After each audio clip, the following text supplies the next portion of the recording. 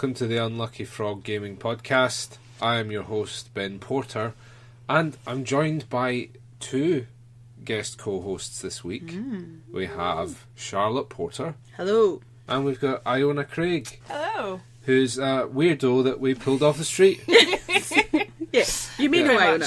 Yeah, no, Iona's our friend, we say in front of her. But the reason that we're all here today, we're fresh back from Conpulsion 2018, which is an analog gaming convention in Edinburgh. Yep. I believe it's actually in the Student Union building, isn't it? It is. Yeah. It's a very nice building. It's a very nice building, very old. It felt a bit like it should be a level in a BioShock game. You know, Yes, yeah. Lots of ceiling fans and wood panelling. Yeah. Yep. A lot less blood than BioShock, Yes, has to be which said. is always a good thing, yeah. Yep. Yeah. Look for that in the Well, convention. depending on what you're going for, you know. Yeah. The Unlucky Frog convention standards is there blood. Yeah. If the answer is no, then Let's go. That's the convention for you. it's a party. Yeah. Let's just get into it. Yeah. Compulsion runs for 3 days normally, doesn't it? Friday night to Sunday night. Yeah. So the reason that I'm going to keep referring to Iona throughout this podcast is She actually comes from yeah. a dynasty Yeah. of board gaming individuals to some extent. Does it count as a dynasty if it's the same generation? It's my sister. A branch. A branch. Yeah, but you know Sister a bit and more brother-in-law, about yeah. that thing because Yes. so who runs Compulsion? Who's it run by?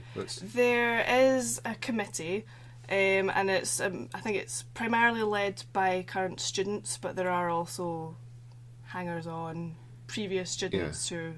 So it's run by the University Gaming Yeah. Society, Yeah. as I understand. What's their proper name? It's quite a weird one. It's Gaius, and I've left the leaflet through there, so I don't remember because I thought it was something about gaming, but it's no. What was it? Okay. We've forgotten the name. Yeah. But it's specifically their role playing society rather than just. Yeah. So there's slightly more of a bent towards role playing games and LARPing Yes. than some of the other ones. Although I have to say, that was not really evident from what we saw there. There was a lot of board game related things. Yeah, and I think this is the I'll just go into my initial impressions and then we can unpack it as we go. But there's also maybe talking about what we were led to believe it was as well. Well, but this is the thing, is that there's so much confusion about what it is. Yeah. And for me, it was advertised as the largest role playing convention in Scotland, and that might be true at the moment. But it feels as though, in a lot of ways, as it cross purposes with itself, as though each person that we spoke to had a different idea of what they wanted it to be, because they advertise it as this big Scottish event, but then you guys spoke to a gent that said that it's designed for the locals, but then they've also got designers that have come from different parts of the country to demo their games. There didn't seem to be a clear mission statement with it. And that is evident in the way that the thing was set out. Yeah. It's also very spread out. It's a huge building it's in. Yeah, I think that's also potentially to do with because actually, I was thinking about that when comparing it to other conventions, is that actually the building is quite tall rather than wide.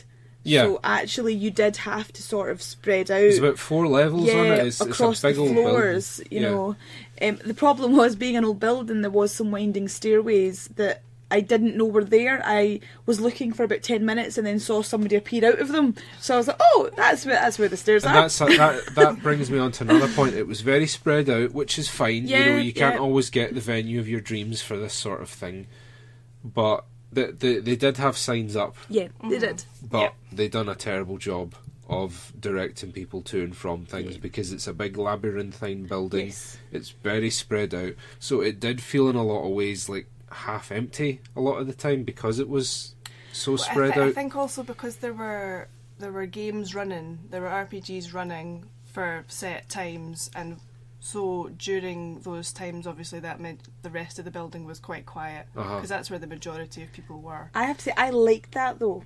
I like being able to remove myself, find a quiet place, and we did that. You know, there was a wee bit upstairs where we were doing sort of wee mini recordings and things like that. You know, it wasn't that busy. I'd never felt overwhelmed by the attendance or anything like that, but I quite liked that there was a place you could go to that, you know, wasn't... Well, and you're more likely to get a shot of like, the demos and stuff like that if there's less folk, but then there were less demos to get a shot of. So we personally know a lot of the designers that were there demoing games. You know, I think some of them had maybe slightly scaled back what they would normally do for Conpulsion, because they've obviously been there before. They know the sort of attendance that you get there, and I imagine that the organisers will advise them of the sort of footfall that they expect for the event.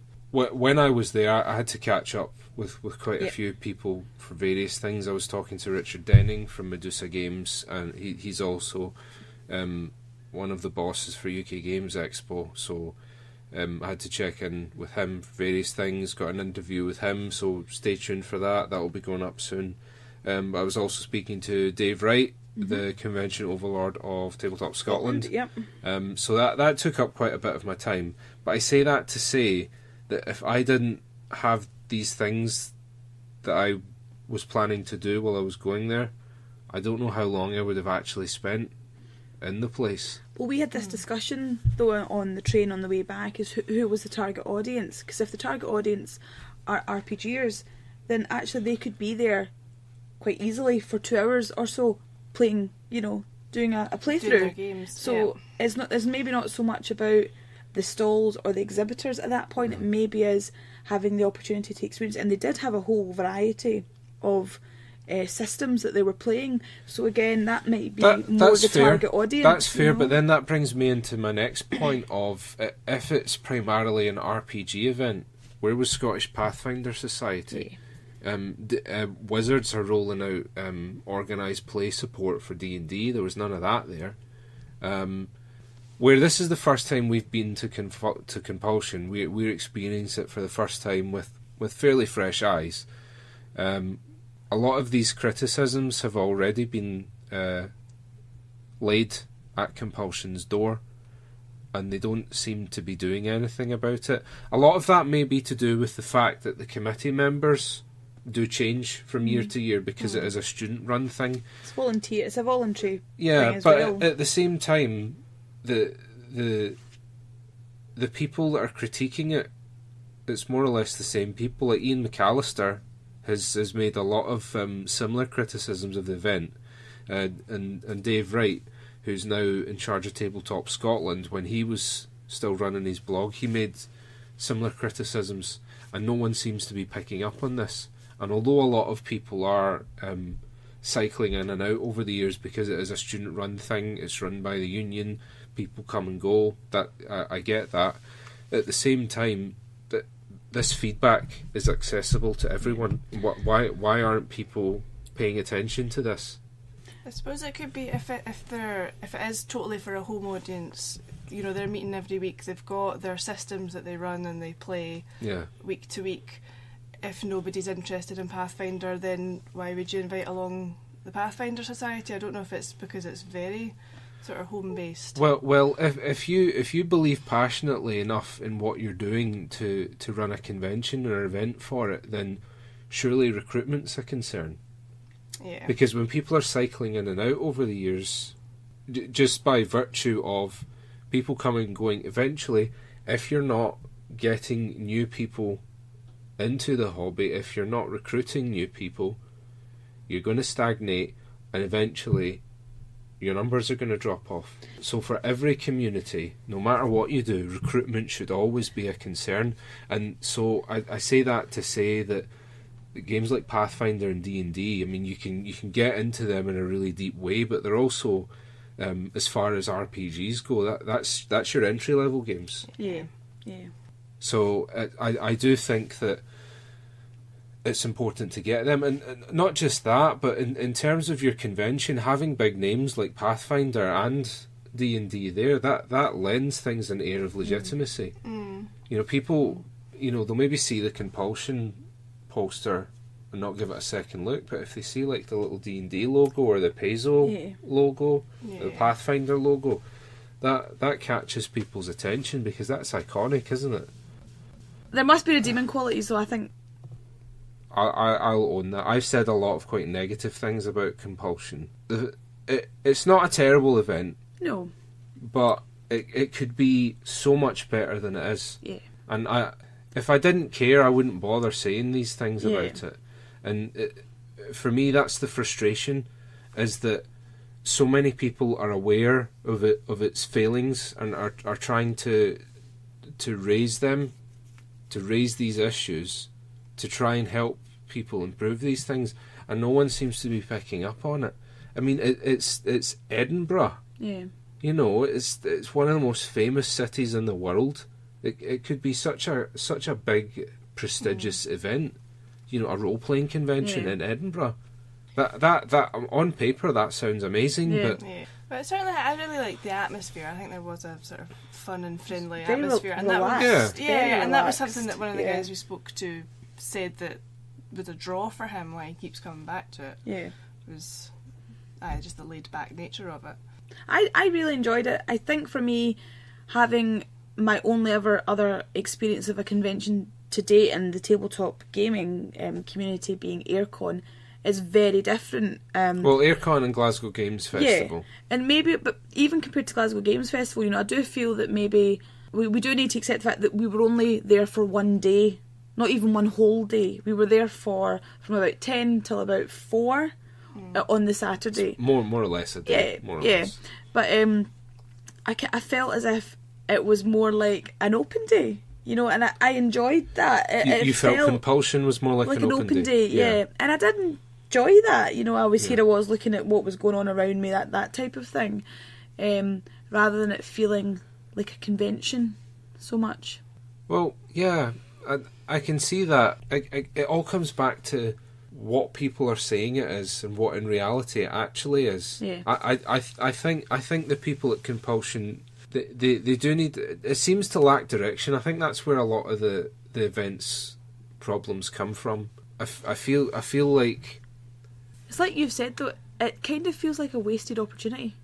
Well, yeah, it feels a bit like they're just doing it now because it's what they've always done. Yeah, they're not innovating. No. And that's maybe what they need. Maybe they need. Well, my hope is that now that a lot of other conventions are appearing up and down the country, my hope is that maybe they'll look at them and think on how they can improve and maybe learn some lessons from that. Or alternatively, identify what they are separately from those. Say, well, Glasgow Games Fest is this, but we are this. You know, we are RPGs and LARPing, and you know that's our focus. And have that as the focus, you know, and not have other things there. I think rather than focusing too much on all these things they're doing wrong, I think maybe one of the places they could start, how welcoming are we to people who have no idea what we're doing? Yes. If someone just walked in the door, what can we do to improve upon their experience? If some guy just comes into Edinburgh for the day, totally randomly, and rocks up to the Union, sees, like, you know, he's maybe heard or seen a poster or something, and walks through the door, he's interested in trying RPGs, what are they going to do with a guy like that? Yeah. And it comes down to the fact that if you're doing a convention, it's probably because you care about community. Yeah. And if you care about community, you need to be recruiting, you need to be putting... building, enhancing. You need to be building and enhancing. You need to be putting in place measures to ensure that you're accessible to beginners. Yeah.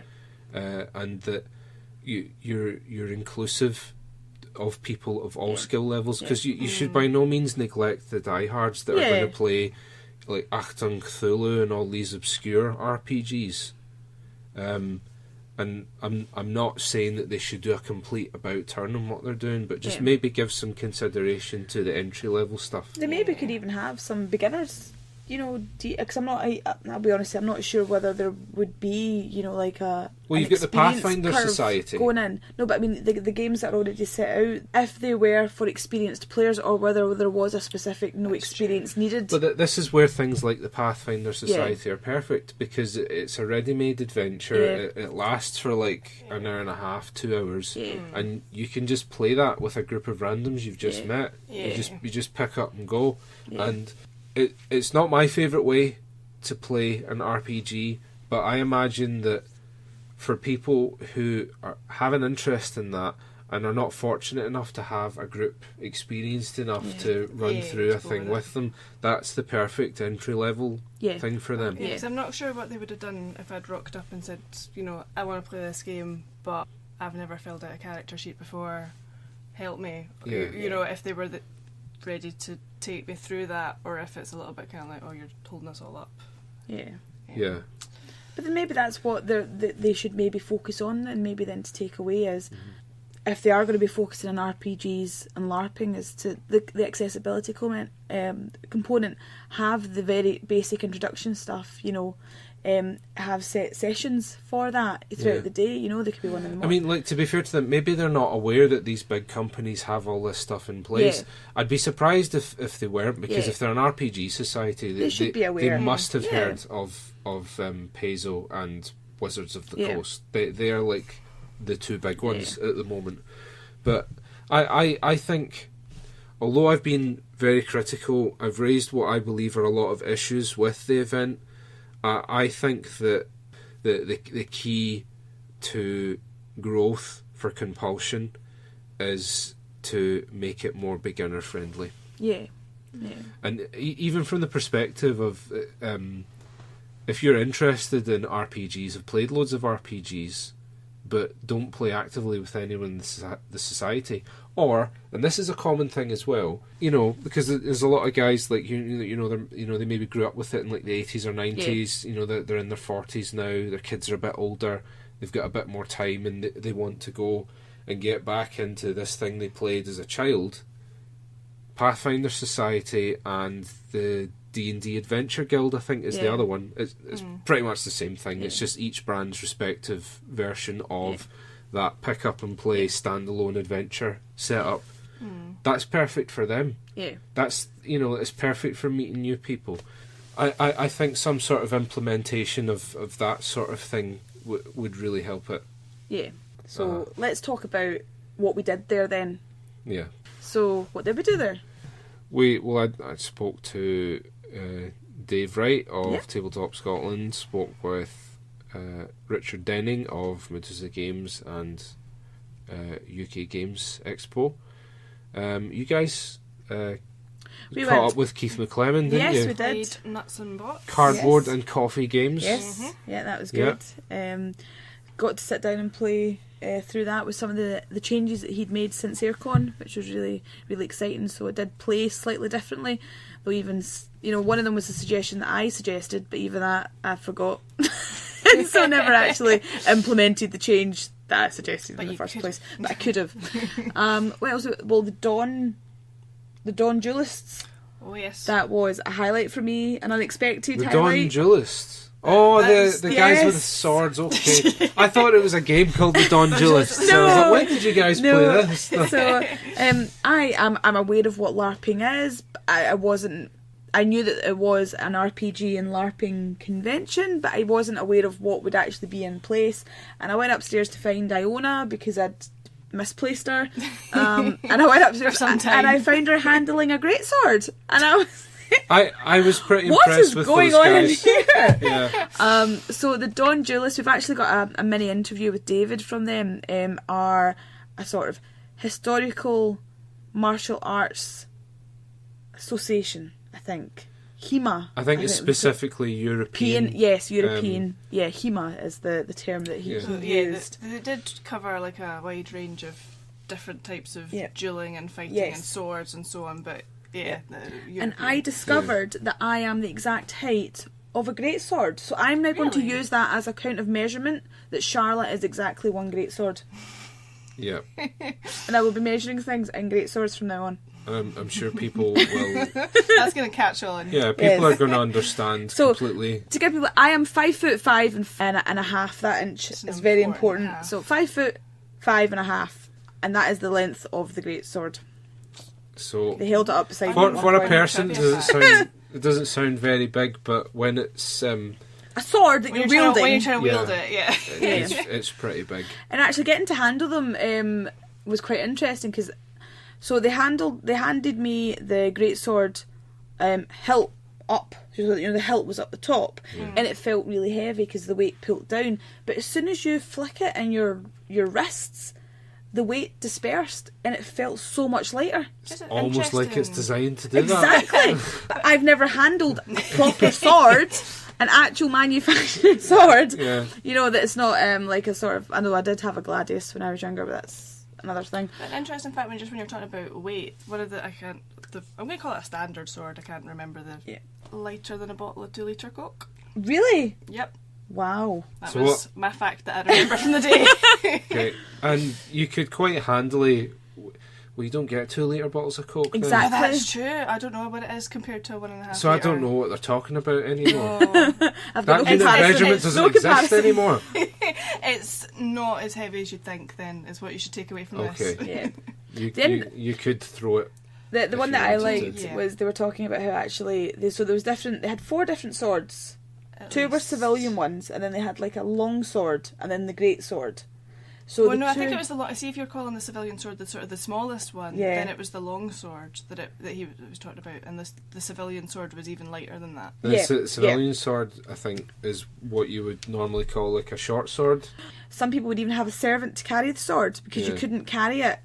I just had images of it being like a golf caddy, where you have a sword caddy, being like, This was one of the things. "Give that me was- my 2-handed sword." This you was know. one of the things that was quite funny because I was talking to one of the guys, and he's extremely knowledgeable about all this weaponry, but anytime I try to contribute to the conversation, he was just like, no. And then he would carry on with his explanation. I'm like, okay, He knew what he was talking about. He knew, clearly yeah. That was don't it. know a lot about swords. You just yeah, need to accept that. clearly a moron. So just shut up and listen. But we did get to actually see some of the Yeah, they dueling in had the place, didn't we? examples. Yep. Yes. And we actually have a video recording that Yeah. we will be uploading to YouTube, and sometime thinking of dramatic music to go along with it. That's what just I going think we through should my just head put right the now. step tone sun music to that. That's like our go-to Yeah. piece. But it was interesting. So now I know how to get away with manslaughter in medieval Europe, Okay. because if I sliced you Yeah. with the length of the sword, that would be potentially an accident Or self-defense. or self-defense. However, if I thrusted the end of the sword That's in you, quite deliberate. that's deliberate. So if I did, slash you, then that would be potentially manslaughter. Or if you do neither of those things, you can avoid a conviction altogether. Entirely, Yeah. yes. How's that? There we for go. Unlucky frog tip of the day. Yes. Don't To stab avoid people. a murder conviction, Or don't take manslaughter. or manslaughter Yeah. conviction, don't wield a weapon. Exactly. Yeah, Exactly. There you go. Yeah. Thanks, Ben. So I Yeah. was really surprised by them, and again, those were the people that I was trying to get to for about 10 minutes before I found somebody coming up the stairway because they were up the top. Ask where the stairs were. Yeah. Yeah. But So again, a little bit labyrinthine Yeah. as far as the building goes. You can only do so much. with Yeah, the that's space it. you've Yeah, got. you can't have like neon signs. yeah, for everywhere. everything. We did get to play a game. Yes. Blood Um, on the Clock Tower. Yes. Yeah, we actually played with Kevin Ogilvie. Yes, Kevin Ogilvie. It was nice one to of meet our Kevin, listeners. Yeah. We met him there, so that was cool. So what was Blood in the Clock Tower?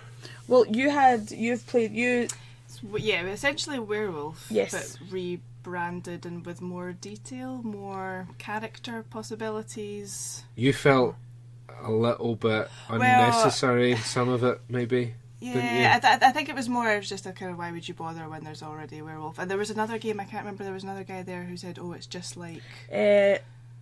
Summon of Salem. Yeah, Not sure. it was something like that. I think the idea being that once some person's a witch and you have to try and weed them out. Yeah. But it's. So, my initial kind of reason thing was like, oh well, why have you bothered? But we had an enjoyable few rounds. Yeah, it was good fun. I think the thing that I was saying to you when we were coming back from the convention, Iona, that I felt like I was spending far too much time with my eyes closed. Yeah. And in the very first round, it obviously just so happened that there was a lot of information he had to convey to different people. But it felt like I was sat with my eyes shut for 5 minutes. And at one point, I was contemplating opening them because I thought, did he tell everyone to open their eyes? And I'm sat here like a moron with my eyes shut. I was exactly the same because he was really softly spoken and it was a loud room. And I thought, I've probably missed him saying open your eyes because he wasn't saying anything to me because my character had no role to play.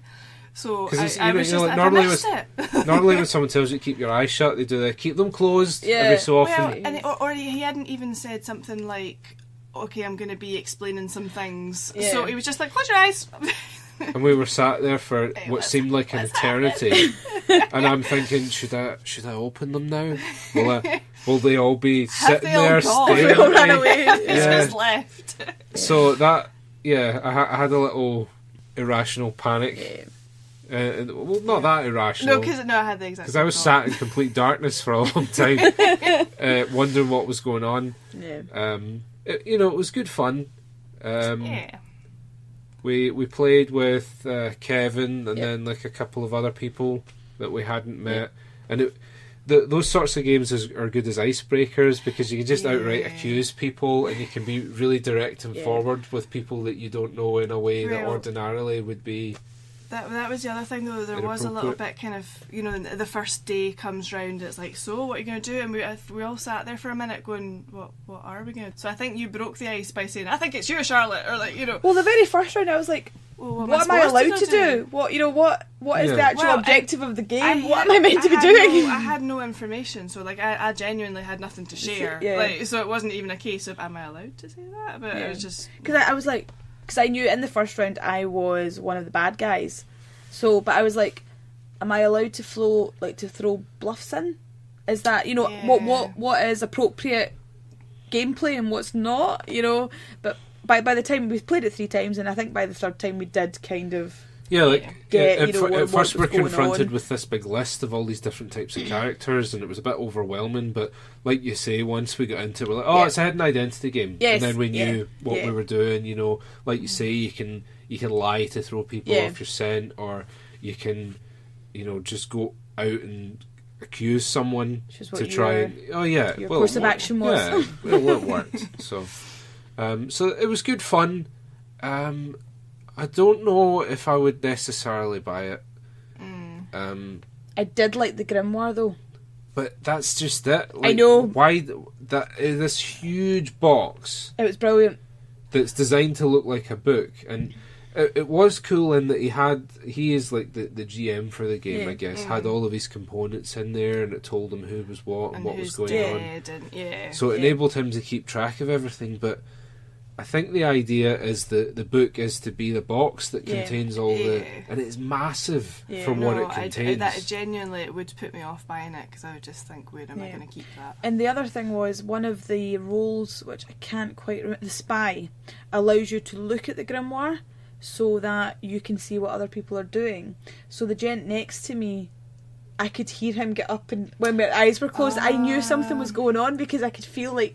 Couldn't hear it, he was very quiet, but I could just see like a slight shadow go over my eye, it's like somebody's moving, Well, I thought that was him moving. And then I looked at the sheet and I was like, why would somebody be moving? And I was like, because he's the spy, because he can go and look at the grimoire. But this is the problem of having too many moving parts in a hidden identity game, is that things like that, you can see people passing, even though your eyes are closed, you can get the shadows. The lights. He had tried to minimise it because he had counters and stuff, so that instead of him having to whisper, he was able to show you a counter that said this or that. So that was a good point. Because I like the one that obviously if any of you were the one of the evil ones, is they had the big tag that says, "This person's the demon." I was like, right, okay. So I knew, so in the first round as the poisoner, I knew right away who the demon was. Yeah. I was like, okay, I'm on it.